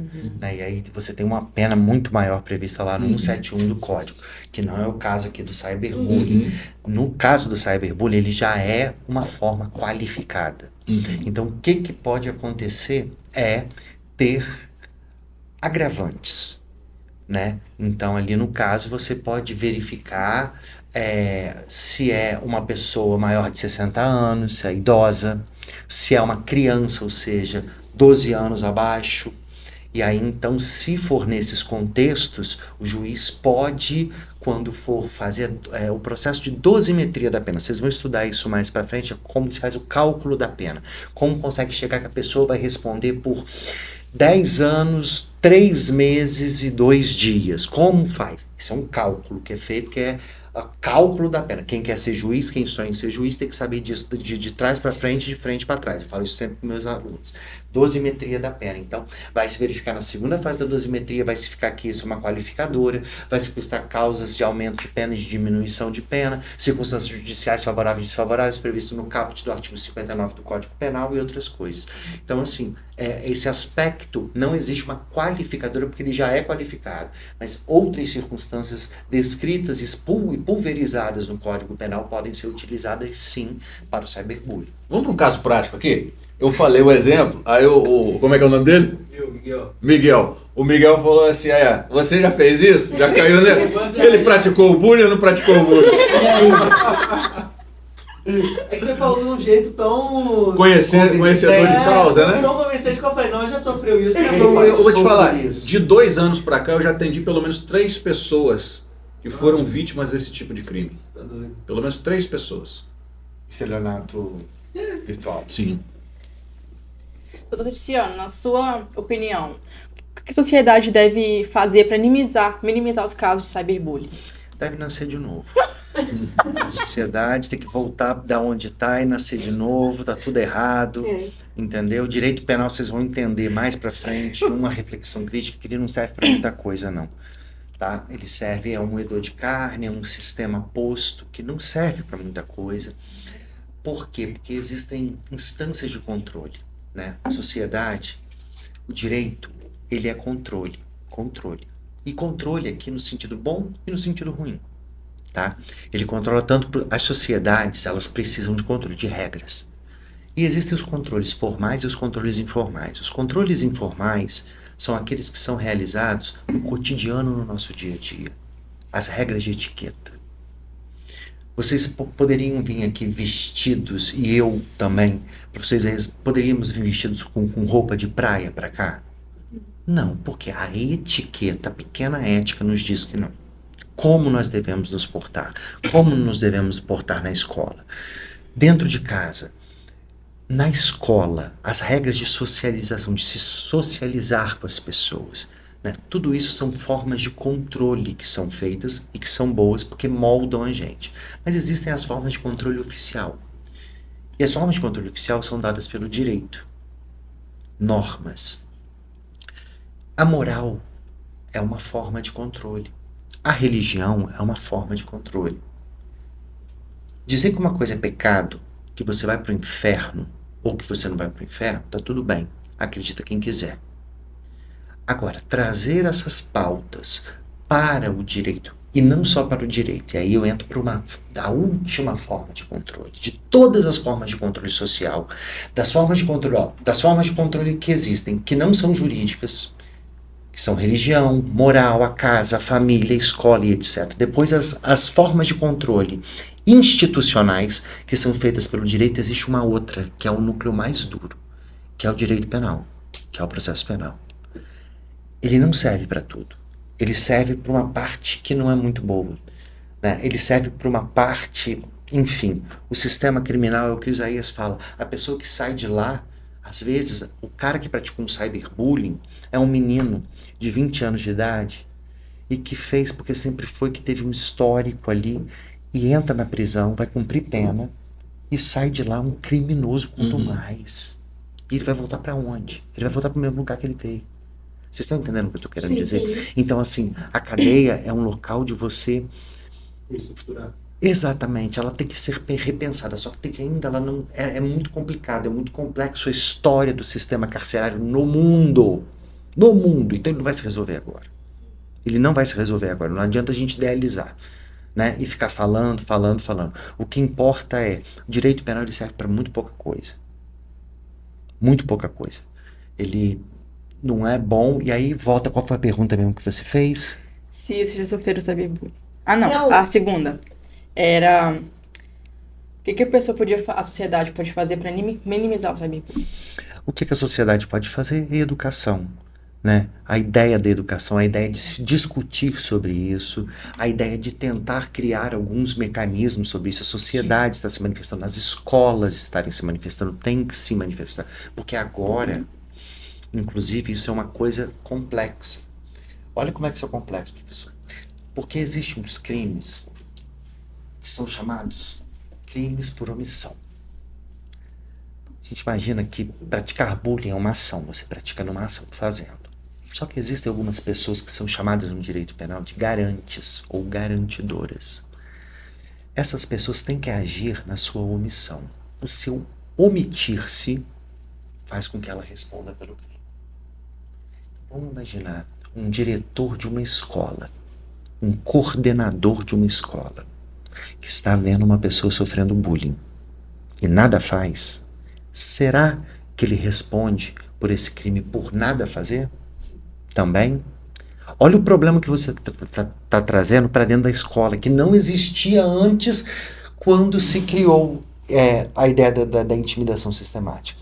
Então, assim, você traz algumas questões, são alguns dilemas muito profundos e que vão agir, inclusive, no fazer da escola, apesar da intimidação sistemática, do bullying, do cyberbullying, não ser hoje mais restrito à escola. Como está no Código Penal, está para fora. E no cyberbullying é no ambiente virtual, gente, que transcende. Vocês entendem o que eu quero dizer? Sim. Então, assim, a sociedade tem que fazer o quê? Se conscientizar. Não fazer bullying. Não fazer cyberbullying. Não romantizar. Exatamente. Também não romantizar essas questões. Ainda no assunto de escolas, o que o senhor acha que as escolas podem fazer, não escolas, mas faculdades também, para conscientizar o cyberbullying? Campanhas, né, sobre isso, campanhas, a humanização, e eu vejo sobretudo a ideia da empatia, tentar se colocar ao lugar do outro, né, estar no lugar do outro. O bullying ele tem que ser combatido. Por um lado, toda a crítica que a gente fez aqui com relação a isso para o direito penal, por outro lado, porque as realidades elas se negam e se afirmam numa posição dialética. Vocês já estão estudando filosofia? Sim. Então, vocês devem já ter falado um pouquinho sobre Hegel, que fala sobre o idealismo dialético. A dialética de Hegel ela é antitética. O que significa isso? O mundo para Hegel é tese, antítese, síntese. Tese, antítese, síntese. Em pleno movimento, em movimento constante. Isso significa o quê? Que existe o meu ponto de vista, o seu ponto de vista e a síntese. Isso a gente pode trazer para o processo. O processo é petição inicial, contestação e sentença. Tese, antítese, síntese. Tese, antítese, síntese. E isso vai se manifestando na vida, no processo, na vida e no mundo da vida. Tá? Eu esqueci porque eu estava falando isso. Você perguntou o quê? As escolas, faculdades. As escolas, como elas podem fazer isso? O que eu quis dizer é o seguinte, apesar de ter vindo para o campo do direito penal isso é um marco civilizatório. Nós estamos nos tornando mais civilizados. Quero dizer para vocês que na minha época nós éramos mais bárbaros do que antes. Vocês entendem? Sim. Na década de 90, quando eu era adolescente, a gente sofria bullying e tinha que ficar quieto. Mas já existia injúria, o crime de injúria. Ninguém era processado por isso. O racismo, a mesma coisa. Hoje, estamos trazendo essas coisas e as pessoas estão repensando essas coisas. Isso significa o quê? Que a nossa tábua de civilidade está aumentando. Nós estamos sendo testemunhas. Eu fui testemunha. Isaías está sendo testemunha. Porque a gente viveu numa outra era. Vocês ainda não. Vocês já nasceram nessa era que vocês já saíram do politicamente correto. Né? Então, vocês já sabem algumas coisas que não devem ser feitas. Você já tem um corte geracional. Nós estamos no interlúdio. Então, às vezes o que a gente fala, porque nós somos raiz, não sei o quê, não sei o quê, não sei o quê. O que quer dizer isso? Quer dizer muitas coisas. Mas, especificamente, nós estamos vendo uma meta de civilidade. A minha crítica é quando você coloca isso dentro do direito penal a toda forma. Como eu disse para vocês, o direito penal ele não resolve. Tem essa função declaratória, o direito penal tem, mas não é só isso. Não é o direito penal simbólico. O direito penal simbólico é aquele direito para inglês ver, que está ali que não vai pegar. Entende? Sim. Então, existe esse lado. Por outro lado, isso demonstra que a sociedade está mais civilizada. Nós estamos se preocupando. Hoje a gente fala de psicologia, a gente fala de acompanhamento, hoje a gente fala de saúde mental, hoje a gente fala de um monte de coisas que nós não falávamos na nossa época porque nós não tínhamos repertório para identificar o que é isso. Então, quando você fala o que é bullying, o poder de dar nome, você dá significado às coisas. Quando você identifica em você uma emoção e você sabe que não é só tristeza, é mais do que isso, é medo. Quando você coloca isso no nome, você categoriza isso, você consegue elaborar sobre isso e pensar sobre isso. Entende? Sim. Então, assim, trazer essas questões, essas discussões são fundamentais, são essenciais. Isso não existia aqui.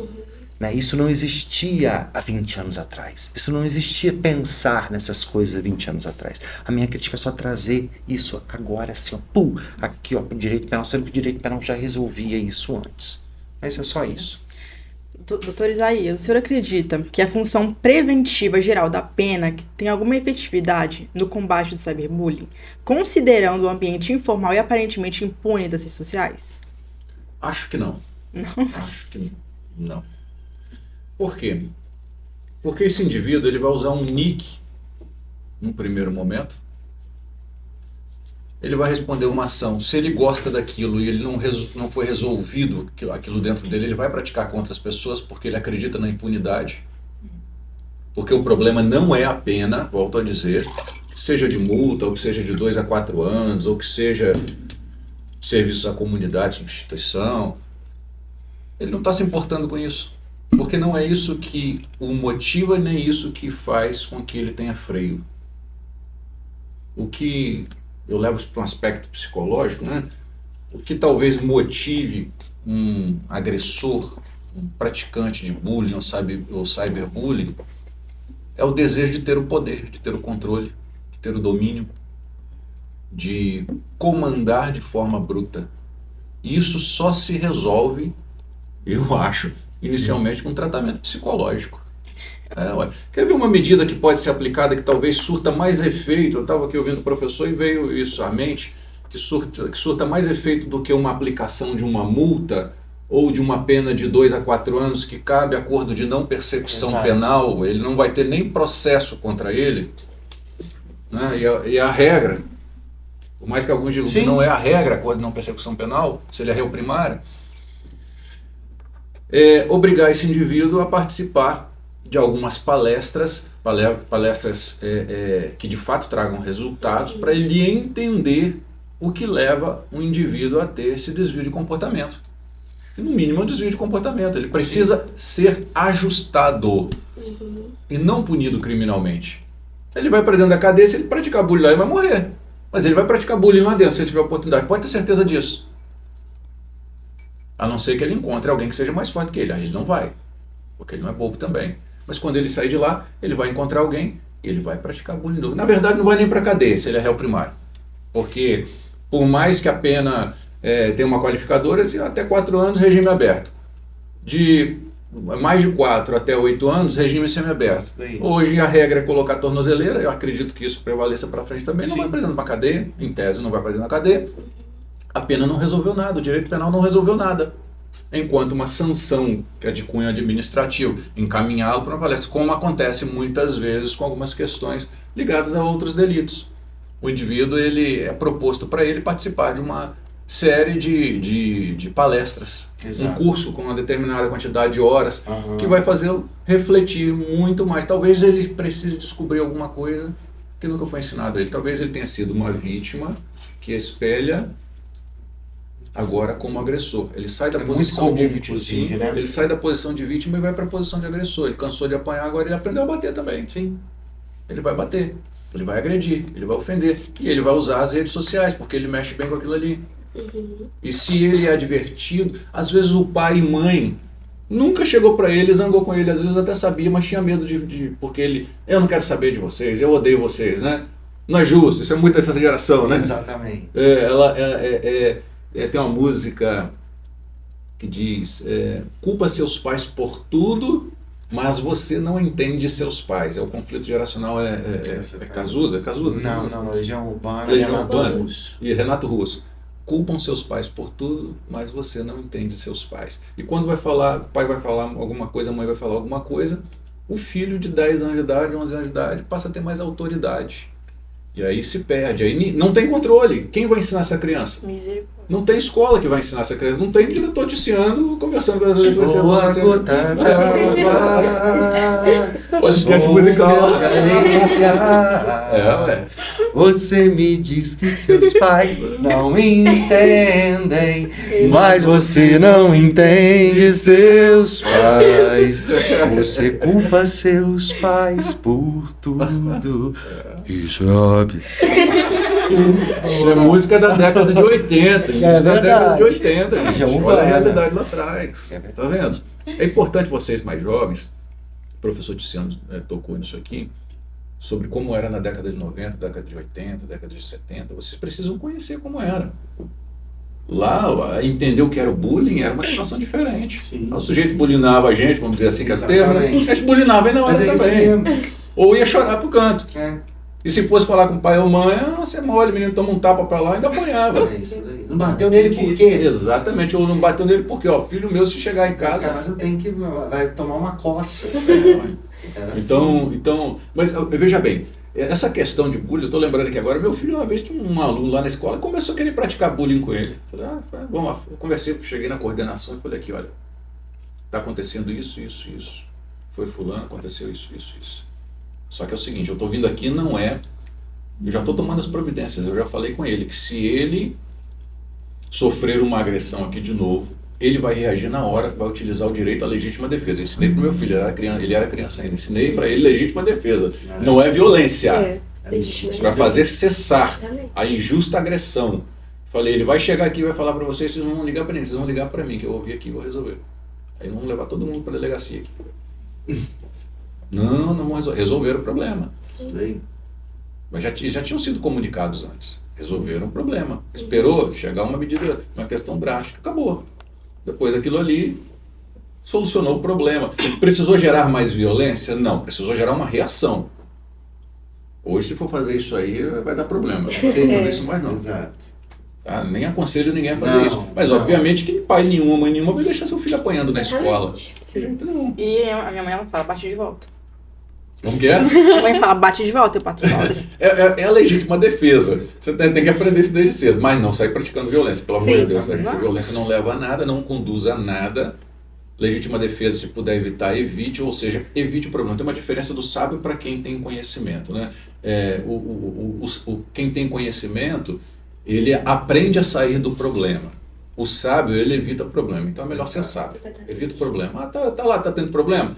Procura os canais. Quem são os canais? Tem coordenador. Todas as instituições educacionais têm coordenador, tem direção, tem pedagogos que estão aptos a resolver o problema. Se eles não estão resolvendo o problema, aí sim existem outros caminhos. Mas sempre informar primeiro aos pais também, para que eles possam também ter um encaminhamento. Os pais terem a tranquilidade de saber lidar com isso também, não chegar lá no apavoro, como diz aí. Chega lá apavorado, não, quero bater, o cara, um marmanjão vai bater numa criança lá, poxa, a criança estava praticando bullying com o filho dele. Calma, tem os caminhos, tudo se resolve. Primeira coisa é o diálogo.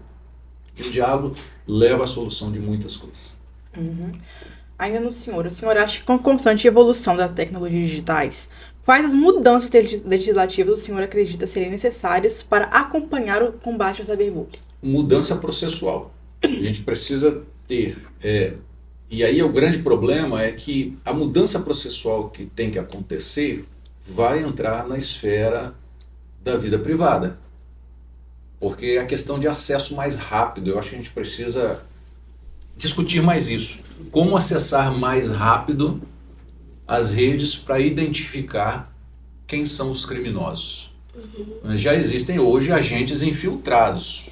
Um fato interessante que eu estava ouvindo esses dias aí, que a polícia evitou um crime. Estava acontecendo um cybercrime, a adolescente sendo induzida a começar a se cortar, ela já tinha passado várias fases, e aí então tinha uma policial que estava já monitorando nas redes, acontecendo em um ambiente virtual. E ela foi na casa dos pais da menina: olha, vai acontecer agora, ela está dentro do quarto, assim, ela está com o computador dela ligado, falando com fulano de tal, e ela vai praticar essa mutilação contra ela. Não, minha filha está lá no quarto, nem nada não. Olha só. Aí quando chegou lá, de fato, estava acontecendo isso tudo, evitou um crime. Agentes infiltrados. Até onde vai a legalidade disso, que é o que se discute no judiciário. Se esse indivíduo for preso, ele foi identificado, se ele for preso, ele vai responder pela ação criminalmente? Essa prova é válida? A forma de obtenção da prova respeitou a cadeia de custódia da prova? E aí entra uma outra situação, que é cadeia de custódia da prova digital, que difere um pouco da cadeia de custódia. O Estado tem os equipamentos adequados para poder fazer a captura das informações? Ele consegue acesso a todos os equipamentos? Tempo de resposta do Estado? A gente precisa discutir isso no processo penal. Sim. Sim. Eu tenho só mais uma pergunta antes de a gente encerrar. Gente, eu tô muito curiosa. Se fosse nos anos 90, o cyberbullying, como vocês acham que iria ser? Rapaz, pensar cyberbullying nos 90 sem internet é difícil. Olha, eu acho que seria meio que agora, porque eu estou utilizando as referências espirais geracionais. Hoje está meio que na moda que usava-se nos anos 90. Né? E tem sempre isso, né? Nos anos 90 resgatava a moda dos anos 70, alguma coisa assim. Então, considerando que para se ter o cyberbullying você tem que ter redes sociais especificamente, você tem que ter algoritmos, você tem que ter tudo isso, eu acho que seria mais ou menos... Na verdade, eu acho que não ia pegar. Porque a cabeça daquelas pessoas não estavam preparadas para o cyberbullying. Não, ia se ver como se fosse uma lei marciana. Entendeu? Tinha muito no Brasil isso, a lei não pegou, não colou. Tinha muito isso no Brasil. Hoje tem menos, tem ainda. Vou dar um exemplo para vocês. Muito boa colocação. O assédio sexual. Quando ele foi criado no início dos anos 2000. O assédio sexual no Brasil foi criado no início dos anos 2000. Gente, todo mundo falava que era desnecessário. Que o direito do trabalho já resolvia, que o direito civil já resolvia, que as sanções administrativas já resolviam. Não precisavam criar um crime, trazer a sanção penal, a responsabilidade penal para isso. Então, as primeiras edições lá dos idos dos anos 2000, Isaías. Depois você Eu sou um pouco antes, né? Depois disso, todos os doutrinadores repensaram e falaram, não, era necessário. Mas a nossa sociedade na época não estava preparada. O assédio sexual, ele veio do Código Penal da Califórnia, numa história específica de assédio sexual de grandes senadores e grandes escândalos que tivemos lá, e veio para cá, só que não pegou. Então, se o cyberbullying estivesse na década de 90, no Código Penal lá daquela época, e vamos supor que existisse internet, e existisse um canal, mesmo que precário, de comunicação, mas a gente com a cabeça dos anos 90, a inocência na cabeça dos anos 90, a gente olhar aquilo e falar, bobagem, isso não é crime não, bobagem. Porque nós éramos mais primitivos também. Nós não estávamos preparados. Então existe essa questão da acumulação de civilidade que as gerações trazem sobre as gerações. Os pais de hoje batem menos do que batiam antes. Os pais de hoje, na verdade, não podem nem bater, tecnicamente falando, né? Mas entenda o que eu estou querendo dizer para vocês. Existe uma forma de pensar e de elaborar a vida hoje muito mais complexa do que era antes. E assim sucessivamente. Isso é um cúmulo de civilidade que vai se juntando. Então, se fosse naquela época, eu acho que ia ser uma coisa que não cola. Igual o assédio quando foi colocado em 2000, no início dos anos 2000. Lá ainda, eu acho que foi 2004, alguma coisa, 2003, 2004. Colocou ali, não vai colar isso aqui não. Diz aqui, no âmbito trabalhista, se o cara assediou sexualmente a mulher lá, demite ele, tá bom? Pra que eu vou prender ele? O direito trabalhista já resolve? Ela tem uma indenização por danos morais. Entendeu? Para que você vai trazer isso para o direito penal? Hoje é impensável não falar isso. Mas se você pegar todos os doutrinadores, toda a jurisprudência, você vê que é um tipo penal necessário. Mas na época nós não estávamos preparados. Nem quem estuda direito penal em profundidade, que é a doutrina, estava preparado para isso. Então essa é a minha resposta. As sensibilidades são diferentes. Sim. Naquela época, a máxima das conversas era: não converse com gente estranha. E acabou. Ai do filho que conversasse com alguém estranho. Misericórdia. Ele apanhava, não era? Ele tomava uma dura, ficava de castigo. Não tinha esse negócio de filho ir para dentro de quarto e ficar lá fechado. Só sair para comer de cara feia, emburrado, não. Você vai ficar no meio da gente aqui, vai assistir o Jornal Nacional, que era o que tinha. Já da minha década de 80. Mas é também. E dar boa noite junto com o repórter. Ele falava boa noite, todo mundo respondia boa noite. A inocência era uma inocência diferente de hoje. Sim. Eu acho que era uma inocência mais protegida. Hoje, talvez, essa geração, essas duas últimas gerações estejam vivendo uma inocência menos protegida por diversos aspectos. Eu bato sempre em cima disso daí. A questão está mais de cunho psicológico. Se a gente consegue resolver muita coisa psicologicamente, a gente evita muita coisa. Criar mecanismos de relacionamento dentro da família. Quando começou a história de WhatsApp, foi uma sensação. Vai chegar um momento, antes do WhatsApp, melhor dizendo, vai chegar um momento que as pessoas vão estar dentro de casa, cada um no cômodo da casa, conversando entre si. E a propaganda era assim, era efusiva. Cara, o que acontece hoje? Todo mundo vai para uma festa, tá digitando ali, ninguém olha para ninguém, tá na festa. Estão ali, um jantar maravilhoso em cima da mesa, mas tá todo mundo no celular. Tá dentro de casa, o marido tá num quarto, a esposa tá no outro, o filho tá no outro, o outro tá lá na frente da televisão, conversando pelo WhatsApp de uma maneira fria. O ardor que parecia que aquilo ia se transformar, que seria algo benéfico, hoje a gente vê que é um dos instrumentos que, infelizmente, não são bons, que até os donos das Big Techs não deixam os filhos deles, já disseram isso publicamente, não deixam os filhos deles utilizando redes sociais por longo tempo, porque sabe que é nocivo. Sim. A gente está encerrando agora o nosso podcast, a gente vai estar disponibilizando o vídeo no WhatsApp, não, no Instagram. Olha o bullying com o vídeo aí. O vídeo completo para quem quiser ver. A gente agradece muito a presença de vocês. É realmente muito importante para nós, tão cedo começarmos, né, fazendo esse tipo de trabalho. Queremos agradecer também a Delceni por estar, né, induzindo a gente a fazer esse trabalho, né, tão inclusivo, né, tão diferente, né, para nós. E parabenizar também pela estrutura da FDCI, pelo carinho que estamos recebendo, pelo apoio que nós recebemos, por tudo, assim, é muito, muito, muito importante. Agradecer também ao grupo, que por mais que não esteja todo mundo aqui, todo mundo participou de uma certa forma, então... As perguntas, fizeram, então... O grupo foi tudo muito bem pensado, né, pensando, ó, que legal, pensado em tudo, assim, para que a gente pudesse agradar, assim, vocês, e foi muito, muito gratificante pra gente, realmente, e a gente espera fazer outros mais pra frente. A gente queria muito agradecer, realmente. No dia que eu convoquei vocês, a gente tava numa ansiedade com a resposta. e quando a gente ouviu, sim, das duas pessoas, a gente ficou muito feliz. Como ela falou, uma grande oportunidade pra gente. A gente, às vezes, fica meio nervoso de não conseguir falar. Mas, igual o senhor falou, que tem que ter muita coragem. A gente ficou feliz na hora que você falou isso, porque Às vezes a gente pensa que a gente não vai conseguir, né? E nós sabemos que o direito, ele pede a fala. Então a gente tem que tentar do máximo. Isso, com certeza, é também como a FDCI nos ajuda. Como ela falou, a estrutura do podcast tá ótima.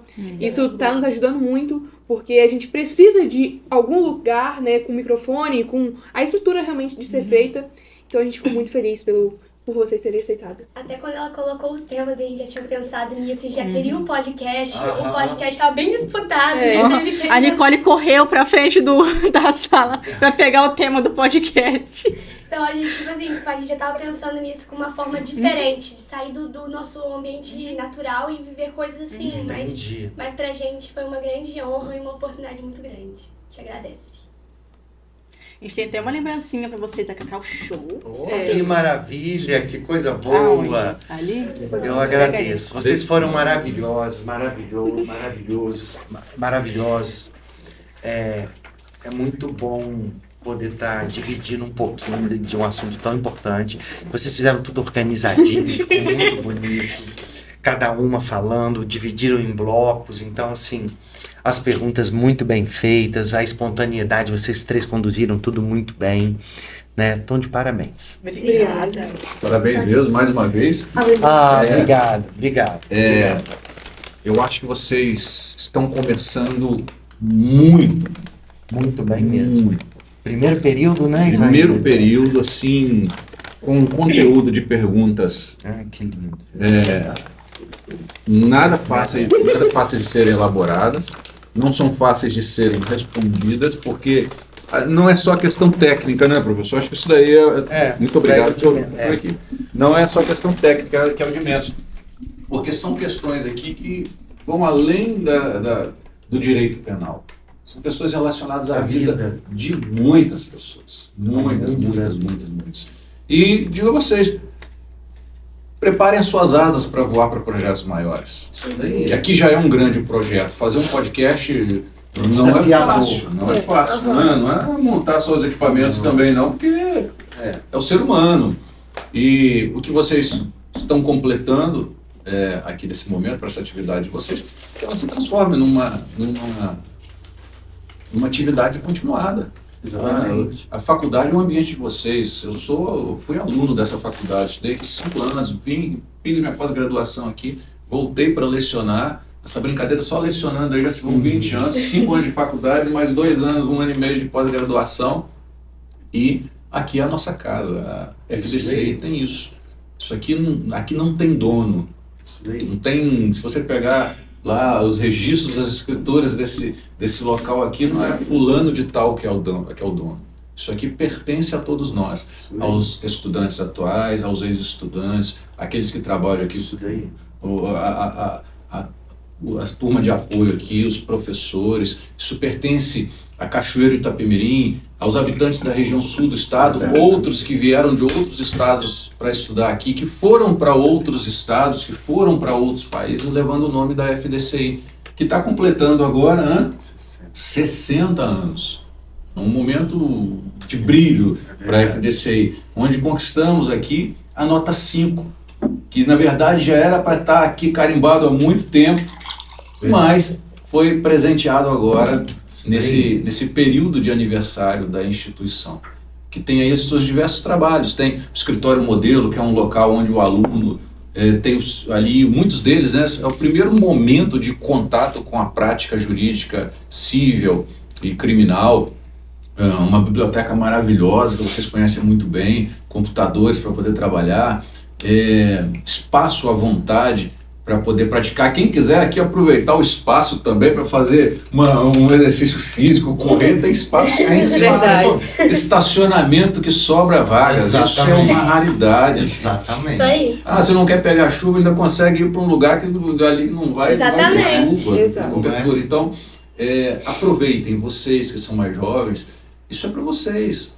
A gente vem aqui e trabalha, às vezes vem nos nossos horários também de outras reuniões, mas normalmente é para trabalho, mas vocês não. Isso aqui é um ambiente para vocês. Aqui é lugar de respirar direito. Uma das poucas instituições no Brasil exclusivas de direito. Uma faculdade direcionada unicamente ao conhecimento do direito, puro, simples e total do direito. com nota 5, que é uma raridade também no Brasil. Tá? Obrigado mesmo, foi um prazer aqui ser entrevistado pela Nicole, a Caroline, a Amanda, com essas perguntas e também pela simpatia de vocês. Tá bom? Obrigada. Continuem brilhando, é só o começo, é só para engrossar as asinhas mesmo para altos voos, tá bom? Parabéns. Parabéns, gente. Foram maravilhosos e obrigado pelo presente. E nós fechamos o nosso podcast com mais um Conexão Digital. Esperamos que vocês tenham gostado e muito obrigado por nos ouvir.